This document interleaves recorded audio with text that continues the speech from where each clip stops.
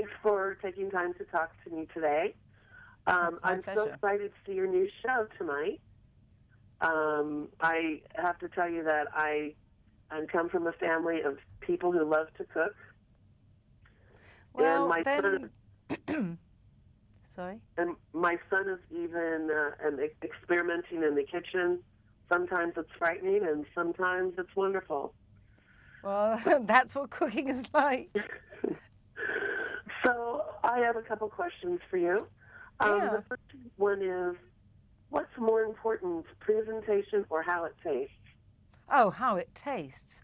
And, you say you come from a family of people who love food and cooking. Well, we know it's about taste. I mean, I love food to look gorgeous, but for me, looking gorgeous isn't about pretentious presentation. It's just the natural colours of food are wonderful. Now, of course, in the taste, we didn't have any presentation to go on. We just Right. had the taste, and I thought that was quite honest. But it does present certain problems, because when you don't know what's in a dish, and you don't have that initial, I suppose, seduction through the eyes, you go in hard, and you have no idea. And we kept trying to guess what was in the spoonfuls, and we often got it wrong, because you think you know, but you don't know always, and you can't keep retesting because we didn't have a bowl. But I think that is the real test of food. Mm-hmm. I mean, really, let's be, do you want to look at food or do you want to eat it? If you want to look at it, there's something wrong with the cooking. Right. So And I think it's so great for a TV show to focus on this, because I speak as someone who makes television programs and who also writes books.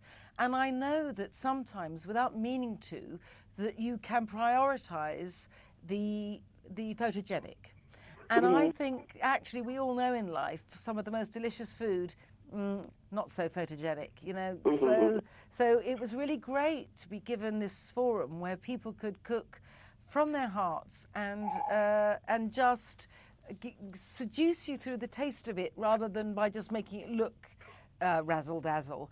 And actually, I would say here, this is where it gave a real advantage, I think, or at least a fairness to the home cook, because both great professional chefs were allowed to enter, as well as just regular home cooks like I am, like anyone is. Like it really, normally everything is rigged in favor of the professional chef, because it's about presentation and technique. But because this wasn't about presentation and technique, it meant that home cooks were given a fair crack of the whip.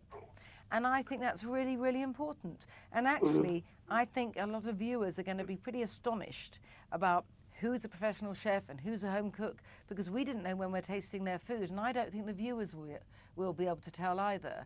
Well, they'll be given a bit of a clue, I suppose, because they'll be told who everyone is, but we didn't know. But it's really interesting that way. And of course, where it gets harder is later on when we've chosen our teams. And we then, when they're in their solo challenges, after we've mentored them in the team challenge, they then have to cook for us, and we still don't know who's done the cooking. So, of course, we do run the risk of eliminating someone from our own team. I mean, this carries straight through, even at the grand finale, when we're choosing a winner. We have no idea who we're choosing. We just know the taste.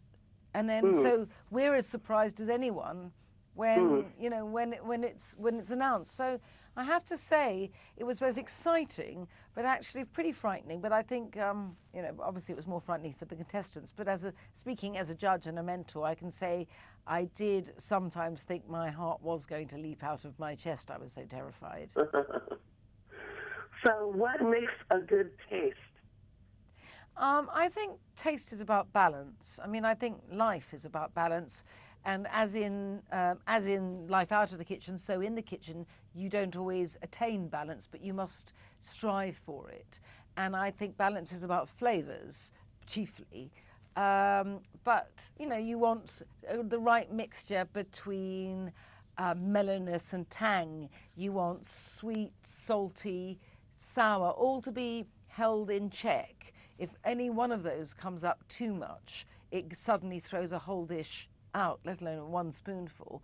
And you also need texture is really actually a function of taste as well. It's not something that you throw in as an afterthought. So you need to think when you're cooking as well, do I have a range of textures? Is this all one mushy spoonful, or is there too much crunch? It's got to be, you've got to really think, am I going to give pleasure with this spoonful? It's like being cooking at home. Not, are they going to say, oh, I'm so impressed. Am I going to give pleasure with this spoonful? Because that's what matters, you know. That's what matters in life. And we all know that when we cook ourselves, we taste as we go along because we care about the taste of the food. And I think it's so good. It's so good suddenly that being the most important thing to remind people, because I think sometimes people do pay too much attention to the presentation, and we pay too much attention to someone being able to, you know, chop a carrot 120 miles an hour. Well, actually, really? Well, you know, that may be impressive, but it doesn't make it taste any better. Right. So, is your sense of smell warning you on some of these tastes that you're given? Is there a warning? Yeah, I mean, do you smell whenever you're getting a taste? You know, are you smelling you kind something of do. that you're afraid of? You're allowed. You know. No, the thing is, I suppose you can smell, but because while we're tasting, people are still cooking in the kitchens behind us, there are so many different smells coming up, we can't actually be helped in the spoonful we're tasting. And Okay. I have to say, later on as the show develops, we do have one particular theme which will send chills down many people's hearts, which is that it's called nose to tail, and it's generally cooking with innards, that's to put it bluntly. And so you may well be eating something that might frighten you, but you know, that's life. But mostly you don't know, but it is quite frightening eating food when you don't know what you're eating, because if you get suddenly a funny texture, you are a bit alarmed. But it's very exciting without having to have a false level of excitement being injected into it, because we genuinely were slightly on tenterhooks as judges. And I think the contestants must be more, because as we taste, the contestant who's cooked the particular spoon, we don't know who it is, that contestant is in a little hatch in front of us. Right. They can hear our comments, but we can't see them. So I think it's pretty fraught for contestant and mentor. But Okay. fun, I hope, for both. Right. Great. So quickly, could I get your top 3 tips for aspiring chefs? Okay, 1, always cook to give pleasure, not to impress. 2, practice by cooking just for yourself, because you will learn that way what tastes you like and what techniques work. And 3, try and enjoy it, because really my belief is no good food comes out of an unhappy kitchen. Perfect. Thank you so much for your time today. I'm looking forward to watching. Thank you.